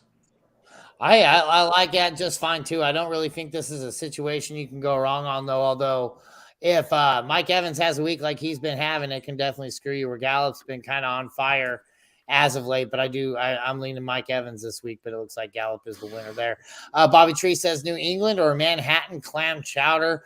As a guy who doesn't eat clam anything, I'm going to go and have to defer to the panel on this one myself. Jeff, what do you think here? I grew up in Massachusetts. How can I stray away from New England, especially when that was the option in Ace Ventura for the password? So New England clam chowder. Gotta love it. George, what do you think here? Another Massachusetts man. So as somebody else who also grew up in Massachusetts, I highly recommend that you take the Manhattan clam chowder, walk it over to the trash can, and just go, trap. And then when you're done with that, you can walk over to the New England clam chowder, grab that, walk over to the trash can and go, trap, and throw them both in the garbage because clam chowder is disgusting. Amen. Jason, what do you think there? I think it's an embarrassment that they even compare the two. There isn't a clam chowder if it's not New England clam chowder. Boom. Justin, what do you got to say here? Clam chowder is the only thing that I like about New England, but I've never had a Manhattan clam chowder, so I don't know how to compare it. So well, it's go with New England. It's just like calling Chicago deep dish actual pizza. It's not really pizza. So this isn't really clam chowder. It's Manhattan soup with clam. Thank you. I was It's deep dish pizza. Like it's a fucking casserole. It's a casserole. Okay, I agree. Actually, we got our man from Facebook checking in. Not sure who you are, but thank you for joining us from the Facebook chat. We got Evan Ingram or Nyoko, full PPR. Justin, who do you got? I'm gonna go with Evan Ingram. Njoku is one of those guys that I play in obvious spots that I feel like he's going to do good, and he always bites me. Ingram is one of those guys where I only play him in obvious spots, and when I do, he usually does okay. If it has to be in an obvious spot. So I guess I'm going to go with Ingram just because he hasn't bit me as many times as Njoku has. I don't mind that a bit. Jason, what do you think here? If these are the two options, I'm taking Evan Ingram. We saw, look, the Browns struggled to put up points last week with Deshaun Watson against the Texans. If you can't put up points against the Texans, how are you going to put them up against anybody else? Give me Ingram. Ingram, I don't mind that a bit. George, what do you think? Well, I want to be fair to the Browns and point out that they had 3 defensive/special team touchdowns. So when you get 21 points from your defense and your special teams, your offense doesn't need to do a whole lot to win the game. With that, Deshaun Watson still looked like dog poop. So I'm not trusting Njoku. I'm going to go with Evan Ingram. Last week, 5 catches, 30 yards, and a touchdown. He had 7 targets. Lawrence is going to be playing this week, and Tennessee is number 8 against in most fantasy points allowed to opposing tight ends. this is a favorable matchup for Ingram. I would trust Evan Ingram this week. I don't mind that a bit. Jeff, what do you got to say here? I agree with Ingram. And for anybody on Facebook or watching right now on YouTube who are not in the know, we say in Yoko, and I bring this up because Joe is not here to defend himself, but Joe constantly screws names up. I think he still calls Ryan Tannenhill, and so he went with in Yoko back in the day. So we still kick that around as a joke. But in any case, I'm going Ingram. And I'm going to go with Nyoko. I think Deshaun Watson did look like garbage, but I feel like if the guy is going to get right as a quarterback, he's going to have to lean on two things. And I say this as a rookie quarterback, which it might as well be what Deshaun Watson is because he's got as much preparation possibly as a rookie just coming in out of 1 week. I feel like the two guys you can lean on the heaviest is your running back and your tight end. I think Njoku is one of those tight ends that you can lean on pretty heavy, but I'm getting argued out. The panel is 4-1 against me, but just food for thought. I said Njoku when he scores and kicks ass today. Facebook user also says Brady, Cousins, or Goff. And Jeff, will go ahead and let you lead this one off. Who do you got? I got Cousins just for kind of what we talked about earlier. Going up against the Lions defense, I think they're going to have a field day. Brady's going to have a difficult time against that San Francisco defense. Not that I don't think Goff will do well. I just don't think he will do as well as Cousins. I like it. Justin, what do you think? Well, first off, I think that I completely spaced it. I was having such a great time. Wasn't paying attention to the clock. I should have left like a half hour ago. So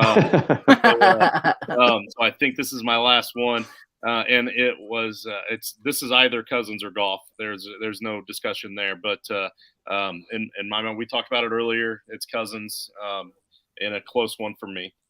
But I like it. Guys, for those of you that I may not see again, because I'm probably not going to be on the Blitz again before Christmas, but so at least Jeff, I know I don't really see you a heck of a lot. Have a Merry Christmas, and the viewers out there, love you, appreciate you, and next 5-star review gets that CD Lamb. Get out there, get on there, man. Get a 5-star review. It's a signed card. Come on, get out, get that card. I can't believe. I wish I didn't work here, so I could go get that damn card. I'm like, I quit and then come back, like renegotiate my contract here. I don't know if he said it was signed. I know he said it was a rookie. So there you go. Okay, I thought it was a signed rookie. Okay, well, still a rookie card of CeeDee Lamb. Come on, what more do you want? Jason, who do you got here? Brady, Cousins, or Goff? We talked about it before. For me, it's Cousins. Cousins for me as well. And also, guys, make sure if you're tuning in that you're subscribing. We got 2 more subscribers till we're at 850. Every single time you guys subscribe, the coach is going to shell out $2 towards St. Jude's. It's a huge cause. We got a lot of guys matching that cause as well. So like I said, let's make them go broke. Let's make them go broke before Christmas. It'll be funny.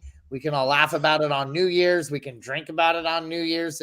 We'll do shots. You name it. We'll do it. I love it. I won't be able to because I'll be broke. Yeah, exactly. You'll have to sit there and watch us do shots on internet that I send you. I'm drinking fantastic. I'm drinking water in the McDonald's parking lot for Wi-Fi. There you go. I love it. I love it. Chad Rohn says Dortch or Hunt for the flex standard league. George, lead us off.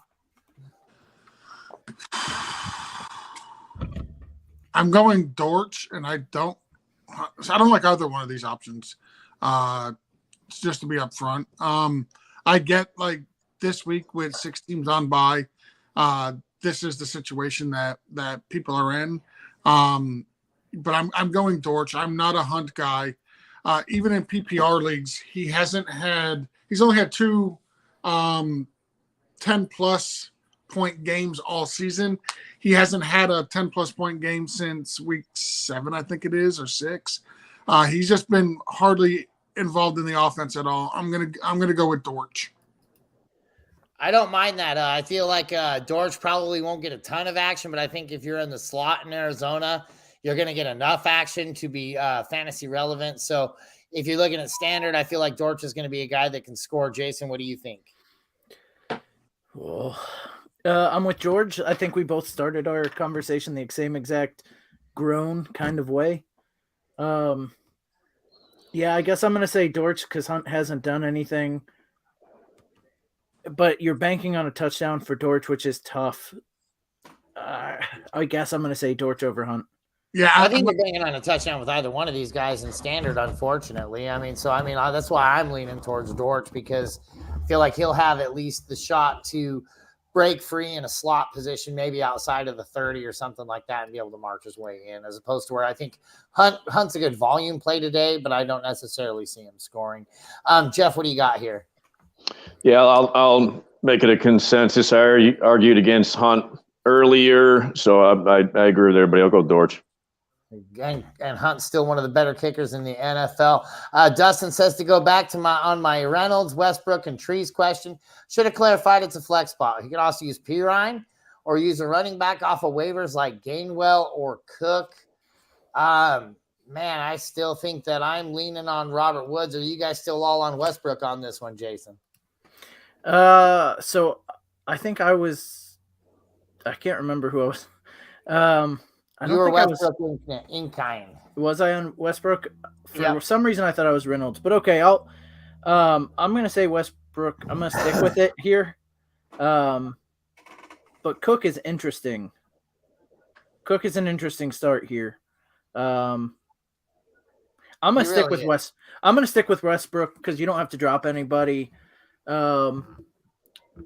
It's just Cook is interesting, but I don't know if how much he's actually going to play compared to Singletary. Like I said, they've been going back and forth. I'm going to stick with Westbrook because he's going to be on the field. Yeah, it's tough. It's tough in this week of all weeks to make a decision on whether or not you're going to hit the right running back in the Bills offense. Just doesn't seem like a copacetic way to make the playoffs. Jeff, what do you think here? I'm going to stay with Reynolds simply because Detroit's going to have a good opportunity for some passing yardage against Minnesota. I know they have a lot of weapons out there, but I think Reynolds will have some opportunity. I do think Cook's an interesting option, but if you got it's a tougher matchup, and I kind of already mentioned the Josh Allen factor earlier, so I'm going Reynolds. Josh Reynolds. Gotcha. What do you think here, Jason? No, I already said it. George you already said it. George, I said. That's why I said George, not Jason. I heard George as well, but Jason just wanted to butt in again. I'm going to go with Dick. Yes.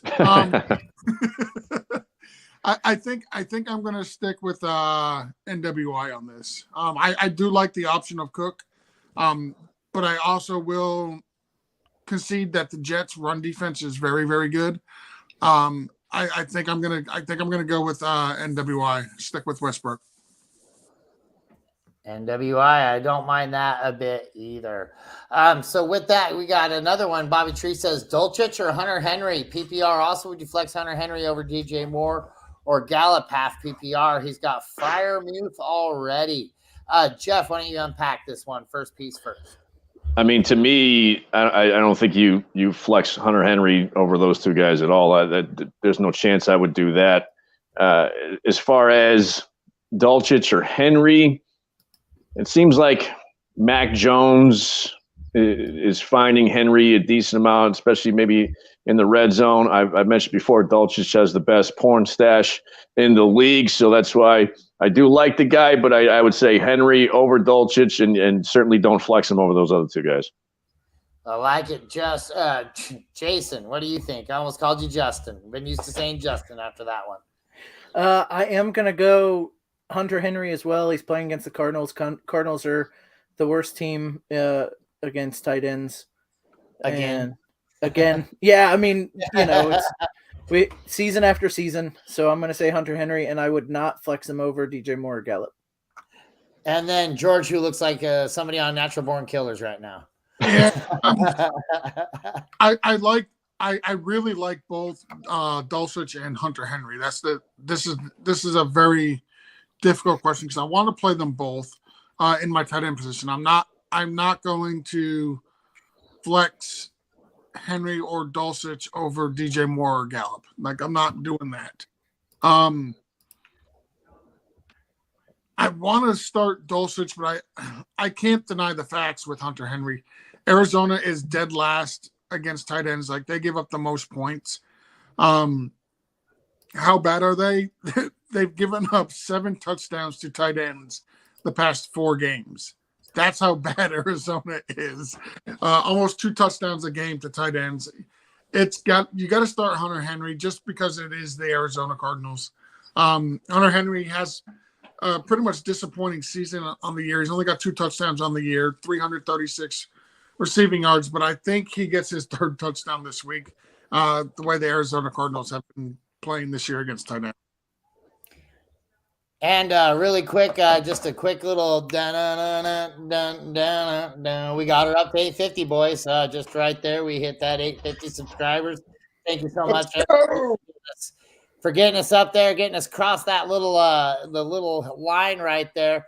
I'm going to go ahead and also say Henry here because Dulcich has a incompetent jackass throwing him the football right now. You just don't even know how mad I am at Russell Wilson. It's a hard thing to bring up. But Hunter Henry ought to actually feast today. And no, you're not going to be flexing him over any of those. What about Ingram versus Dulcich? So what you got there, Jeff? And real quick, since we hit 850, I think that calls for Mike to sing Night Train since we brought it up. So, maybe we can hit that up before we get out of here. Love that stuff. Yeah, you get it. Like you're gonna get the Axl Rose out of me. It's just you think he has to use the oxygen machine a lot to bust out those lines, buddy. Like I'm gonna be running off stage every about 2 lines right there, hitting that thing. What do we got? Ingram versus Dulcich. Jason, what do you got here? It's still gonna be Evan Ingram for me. Like you said, Russell Wilson. It's just Russell Wilson. Like you can't say anything else. It's Russell Wilson, and he's throwing the ball to Dulcich, and unfortunately for Dulcich. Yeah. Like I said, man, you just it sucks. What about you, George? So before I answer this question, I want to give you some numbers, Mike, because I want to make you feel better. Okay, I'm trying to get you in the holiday mood here. I'm trying to make you feel a little bit better. 124 million, 107 million, 85 million, 49 million, 31 million, 12.8. So anyways, we're just going to go ahead and move on from all that because I know he's right now he's telling me what we're going to be paying him, the Bobby Bonilla for the next 30 goddamn years contract. Oh my dude, I just can't believe it. You guys know me. I was really pumped about that before the season. I was like, yeah, Russell Wilson, baby, that ought to be a pretty good fit. But man, was I wrong there? That's just been terrible. So yeah, we're all starting Ingram right here. Don't start your Broncos. Maybe 10 years from now, we'll revisit this question. Maybe Dulcich will still be around with that porn stash. Maybe he'll make it out alive. I highly doubt it. I think they're going to have to sell every asset on that team. Hey Mike, honestly, for that last question, though, Ingram or Dulcich, I was actually going to go Dulcich, just for the record. Oh, okay. So but 3 Ingram, right? 1 Dulcich. Yeah. Okay. Well, that's dumb. Jessica says also keep Jason homeless right there. We got Dustin checking in, says Thielen versus Detroit or Godwin versus San Francisco. You don't normally be on Godwin train, but San Francisco defense is indeed scary. And you know who's not scary is that Thielen or that Detroit defense. That Detroit defense is not very scary at all. George, who do you got right here? This is easy. This is Godwin for me. I said it earlier. The San Francisco defense is really good, but you can beat them with the slot wide receiver. That's what Chris Godwin is. I'm starting Chris Godwin, and I'm not even concerned about it. I like that. Jeff, what do you think here? Yeah, I'm saying Godwin. Yeah, yes, the San Francisco defense is good. For whatever reason, Thielen is not what he used to be. Maybe he's getting a little bit older, so his cousins, I don't know. But Godwin is definitely the go-to guy for Brady. I don't see how you start Thielen over Godwin. That's right. Hashtag God Chriswin. Who do you got here, Jason? Same thing. You can't bench Godwin. Look, he may not get a lot of yards. He may not get a lot of touchdowns, but I'm guessing 8 catches minimum. Yeah. I mean, the volume that guy gets. Again, I don't like that San Francisco defense either, but you know who loves playing in San Francisco is Tom Brady. I mean, that's where he wanted to play quarterback for a really long time. He got stuck in New England with that slouch of a coach named Bill Belichick. What you got, George? So I was reading earlier, this is actually the second time ever in his entire career Tom Brady has actually played in San Francisco. Oh, no, that's not true because he played there all the way through junior high and high school, buddy. Well, you know, I said he's used to that California sun. In his career. And it's funny because both times that he's played there, it's expected to have rain today, and it rained pretty bad the last time as well. Yeah, they don't want him, and they don't want him. Even the gods of California don't want Tom Brady in California. in all fairness, Mike, yes, he did play back there in middle school and high school, but you got to remember that was back in like 1982. So that was a long time ago. long time ago. They're still riding dinosaurs back then, I think. Bobby Tree saying, thank you all so much for your time. Have a great Sunday. Bobby Trees, love it when you check in, my man. It's always a pleasure. Andrew Miller checking in again saying, pick 1.5 PPR to Marcus Robinson, Michael Carter, Devontae Parker. FYI, win, and I'm in. I love it, Andrew Miller. Jason, help this man out. What are we doing? Yikes. No Jacoby Myers. I'm going to take a shot against the Cardinals defense that can be had. I'm gonna roll the dice and I'm gonna say Devontae Parker. That's actually who I was kind of leaning on right here, man. Devontae was gross. It hurt my stomach to think it out loud, but I love hearing you say it first. Jeff, what do you got? I even though I'm a Patriots guy, I still can't go Devontae Parker. Demarcus Robinson had 8 targets last week against a pretty tough Denver defense. I like Demarcus Robinson out of these 3. That's not bad either. George, what do you got here? It can't be Devontae Parker. As a Dolphins fan and a New England Patriots hater, like I can't say Devontae Parker. He has not been good. I'll put it that. Well, let me put it this way: if you need 3 or 4 points, like guaranteed 3 or 4 points, Devontae Parker is your guy. Outside of that, I'm going to Marcus Robinson here. I said it earlier. I think that Huntley is a better passer than Lamar Jackson, and I think he's going to have a decent game today. Yeah, I don't mind DeMarcus Robinson here either. I think Devontae Parker, like I said, I think he would be a good guy for an edge, but I'll just stay right on out of this. We'll go 2-1 Parker versus Robinson. What you got, Jason? Breaking from Schefter, Tony Jones to start over Travis Homer. Ooh. Okay. That changes a lot of things right there, guys. So Tony Jones, get him. Like if you were paying attention to us on DFS, like I said, that's why we left ourselves about a $500-600 spare salary just in case this happens. So go get on your DFS lineups, change out Homer, go with somebody else, or go with Jones right there. Dustin Hetrich also says Pickens or Josh Reynolds here. George, what do you got? I'm going Pickens over Reynolds. I have Reynolds as the 4th option in the passing game for the Lions. Pickens is going to be the number 1 option in the passing game for the Steelers. So I'll take Pickens over Reynolds.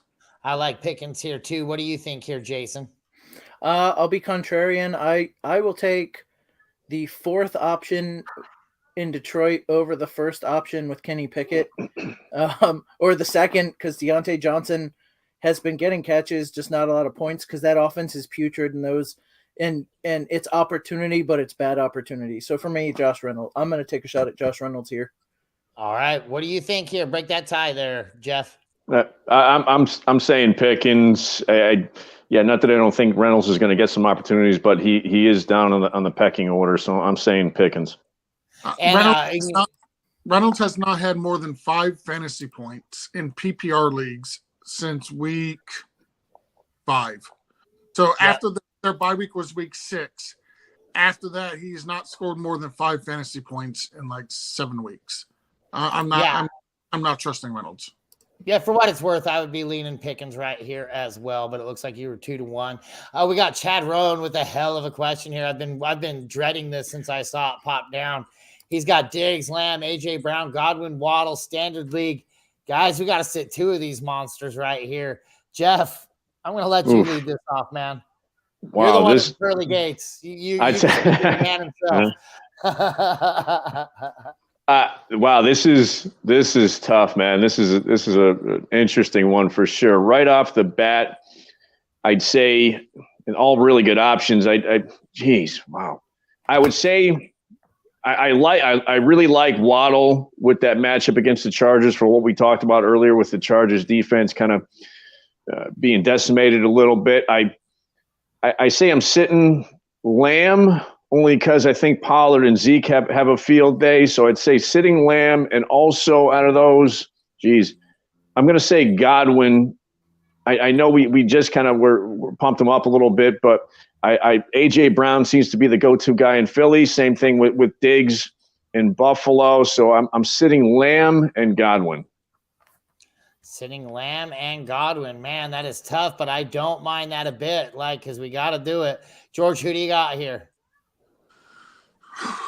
Being that it's standard, I'm going to say Godwin. I agree with Jason. The yards are not going to be there, but the catches will be. I think I'm also going to sit. I'm going to sit Lamb. I want to start all 5 of them, right? But you're forcing me to sit 2. I think I'm going to sit Lamb, and I don't like it. I don't ever want to say sit Lamb, but I think I am. That's actually the one I was leaning on the quickest, is Lamb for me as well. I thought Lamb was the easiest to sit out of all these guys. And it's not easy on any of them, but he was the easiest out of the group. Jason, what do you got here? No, I'm exactly with everybody else. The only issue, again, we've talked about it, is Waddle 100% healthy. We don't know that. If you're worried about Waddle's health at all, then maybe start Lamb instead of Waddle. But really, for me, it was easy. Godwin is a PPR guy. He's going against the 49ers. I don't see him getting a lot of yards. I do see him getting a lot of those short screens that they like to throw to him that don't go anywhere, haven't gone anywhere all season. I don't see him getting a lot of a good touchdown opportunity. So Godwin's an easy sit for me. Lamb we discussed earlier because you don't have to throw against the Texans. So Lamb's an okay sit for me as well, unless you're worried about Waddle's health. But for me, it's Lamb and Godwin. But everybody else has huge touchdown upside. AJ Brown gets multiple touchdowns a week. Diggs gets multiple touchdowns a week. Waddle can always take one to the house when he's healthy. So for me, it's not, because it's standard. If this was PPR, be way harder for me. But because it's standard, it's not that bad. It's Godwin and Lamb for me. But man, that's a freaking killer team. So good show there. So Andrew Miller says this is a different league, PPR, tight end premium. Demarcus Robinson, Boyd, MVS, or Gesicki. Thanks, guys. Hashtag never Gesicki, and this is coming from. I think I'm going MVS here. I want the Chiefs player. MVS the last few weeks has looked really good. He's been playing really well. I think I'm going MVS. I don't mind that there, not even a little bit. And I apologize, guys. I got 2 early grocery deliveries when I wasn't supposed to, and that lady was going to start ringing the doorbell and knocking louder. I feel like on this one, I'm also leaning Demarcus Robinson. Jeff, who do you got here? Well, I'm going to make it a little bit different than both of you. I don't like Valdes-Scantling against the Denver defense. I'm going to stick with George with never Gesicki. I'm saying Boyd just because of potential opportunity. Well, I don't know. Yeah, I'm gonna say Boyd. I'm gonna say Boyd. And Jason, go ahead. You let us off. What do you think? Well, what's interesting here is that Boyd plays better with both Chase and Higgins on the field this year, which is opposite of years past. Years past, if one of those guys was off the field, he was playing better. Now they're both on the field. He's been playing better with those guys on the field. With that, MVS has been the downfield threat. I think the Chiefs are going to show us that the Broncos, they're a good defense, but they can quit. And I think this is the week that defense quits. They ought to quit about halfway through the first quarter. If they're smart, they'll start saving their bodies for next year. So I'm gonna say MVS. I don't mind that a bit. Like I said, I like Demarcus Robinson being the lone wolf out there. Hopefully you get that second bye there, Andrew. And Brandon Williams is wondering, did he mess up? He didn't grab the Tennessee tight end, and now he's going to have to go with Fant. The Tennessee tight end is now gone. I like Fant today. I don't know about you guys. I feel like Fant thought, he found the touchdown last week. He's been getting a little bit more involved week after week. I don't really mind Fant. I would rather have Tennessee tight end, though. What do you think here, Jeff? Fant has been a little bit disappointed. I had higher hopes for him at the start of the season from a fantasy standpoint, but I don't mind Fant. I'm forgetting in Tennessee how to pronounce that guy's name, but in any case, Okonkwo. Okonkwo. I kind of like that guy from a DFS standpoint, but I'd like Fant better from just a regular league standpoint. I dig it. Jason, what do you think here? Look, I think he messed up because I think Okonkwo is going to be pretty good this week. Fant's tough because he's getting more involved, but they still have Disley, right? I don't think he's injured. And you never know which tight end they're going to feature from week to week. So I don't hate Fant, but I would have been happier with Okonkwo. I'm not sure what else is on your waiver wire. So if you want to, we got like a little bit of time here left. If you wanted to post who else was available, we can always take a look. Yeah, absolutely. Absolutely. With that, we'll move on down to Dustin, our man. Wait. George. We'll move on down to George. So I'm going to throw a name out there.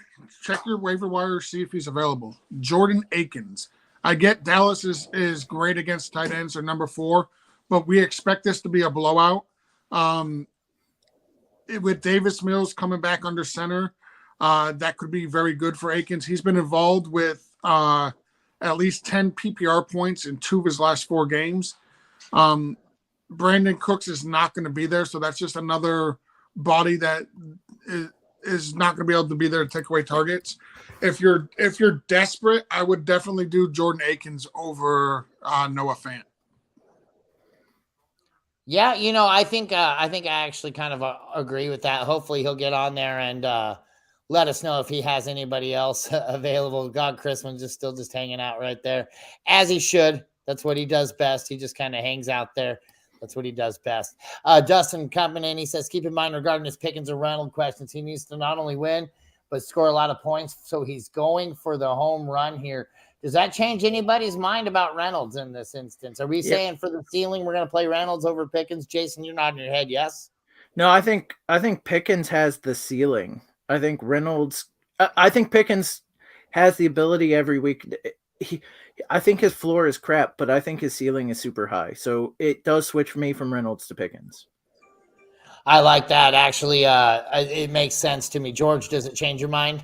No, because I was saying Pickens over Reynolds anyway.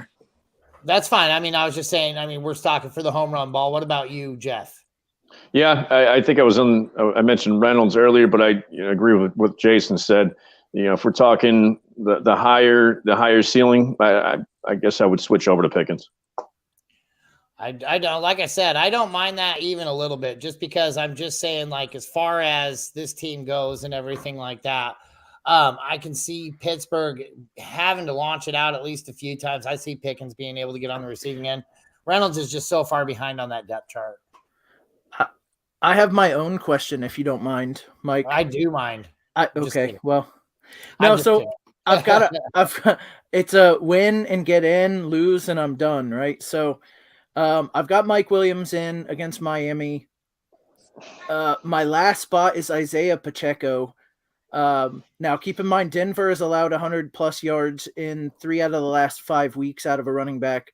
Pacheco's caught 3 balls each of the last couple weeks, so he has been a little bit more involved in the passing game. Not a lot, but a little. My other options here are Leonard Fournette, which I pretty solid. I'm going to bench. And then Josh Palmer, but I don't like the idea of playing Josh Palmer and Mike Williams at the same time, and I'm taking Mike Williams for the ceiling. So am I doing right there with Mike Williams and Isaiah Pacheco? I think so. That's what I would play right there. Yeah, agreed. I would do that as well. Excuse me, I would do that as well, Jason. Williams and Pacheco. Yeah, I like Palmer. I just don't like Palmer so much with Keenan Allen back and Mike Williams back. It's kind of like Reynolds for me, right? You just start getting this guy bumped further and further down the depth chart. We start seeing a real squandering of opportunity right there. I mean, can the guy get you a touchdown? Sure, we're going to look like jackasses if he does do that. Probably not, because it might be the only single solitary catch he gets the whole entire game. So, I mean, it's the 1-for-1 for 67 that's a touchdown. That's not bad analysis, right? That's just bad luck as far as it goes. So the one target he caught hit. So yeah, the tough thing for me in this league is that I lost both Lamar Jackson and Jimmy Garoppolo last week, so I'm rolling out Daniel Jones.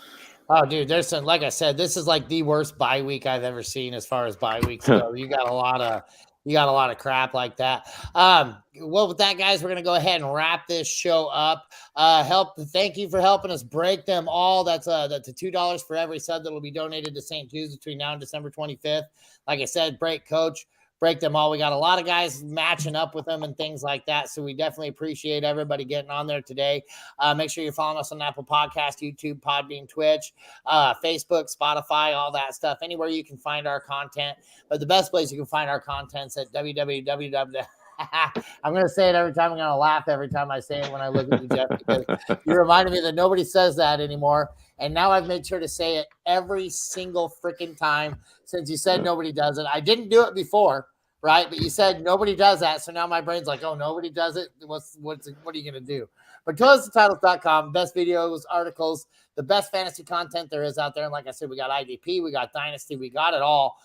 Make sure you're hopping on the Christmas Game Squares, $5. Go shoot Coach a DM and at Coach Sheps, and he'll get you lined up getting on that board right there. I think there's still a few spots left.